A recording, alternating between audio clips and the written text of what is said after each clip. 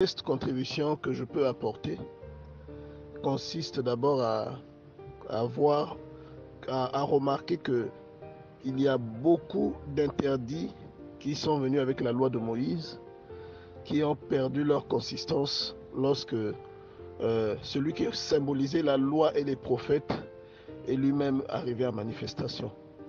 Donc, il y a une loi promulguée avec ce que Dieu spirituellement considéré comme des imperfections et la perfection de cette loi qui arrive sous Jésus-Christ. Et tu vas aussi remarquer qu'à cette époque, les enfants d'Israël ne peuvent pas se mélanger avec d'autres peuples. Donc il y a toute une restriction qui est illustrée autant par les lois que Dieu leur donne que par le mode de vie qu'ils sont obligés d'appliquer. Tu vois, il y a déjà une restriction.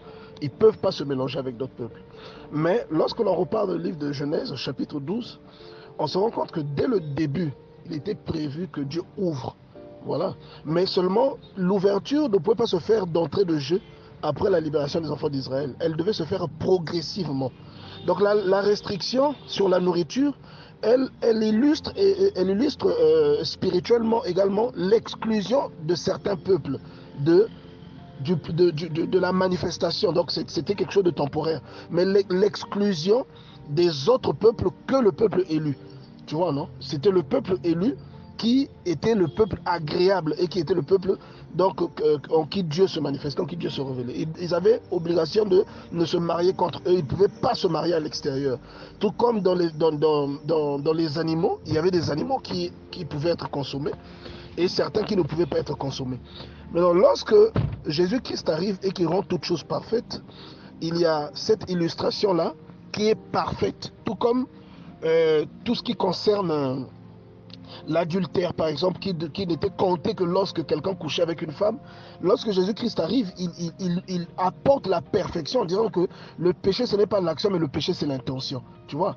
Donc, c'est comme si on posait la question, mais pourquoi on nous dit que le péché, c'est quand tu couches avec la femme, et Jésus nous dit que ce n'est plus ça?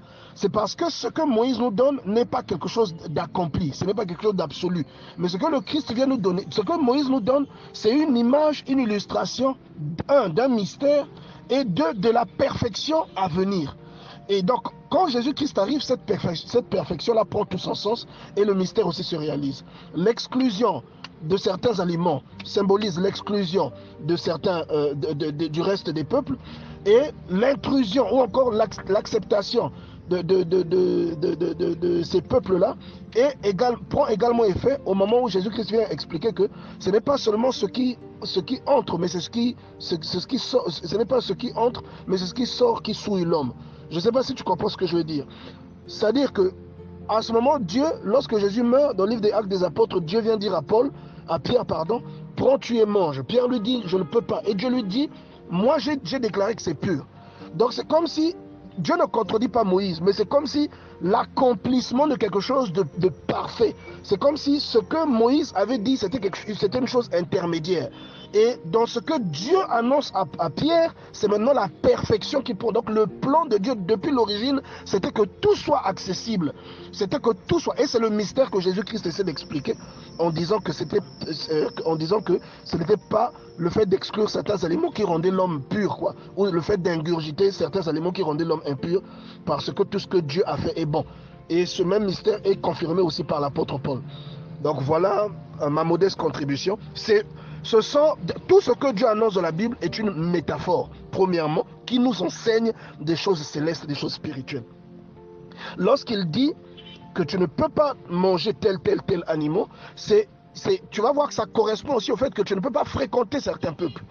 Lorsqu'il te dit maintenant que tu peux fréquenter, tu peux aller vers les étrangers, il te dit aussi, il te représente ça par des quadrupèdes et par toutes sortes d'animaux impurs que tu dois manger. Tu comprends? Donc voilà un peu ma modeste contribution.